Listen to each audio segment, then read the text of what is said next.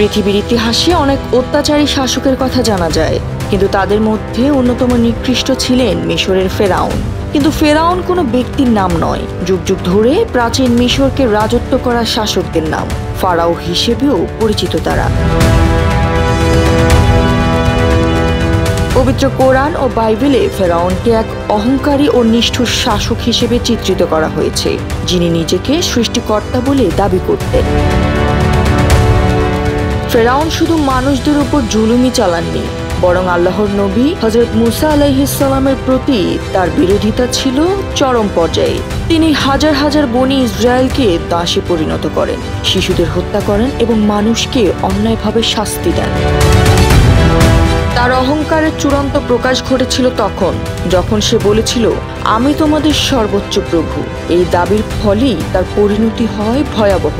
আল্লাহ তাকে পানিতে ডুবিয়ে ধ্বংস করেন এবং তার মরদেহ সংরক্ষিত করেন, যেন ভবিষ্যৎ প্রজন্ম তার থেকে শিক্ষা নেয়। ফেরাউনের গল্প কেবল ইতিহাস নয়, এটি একটি চেতনা, যেখানে আমরা দেখতে পাই যে কোনো দম্ভ, অহংকার ও জুলুমের পরিণতি অবধারিত ধ্বংস। আর এই জ্যোতি দৃষ্টি 24।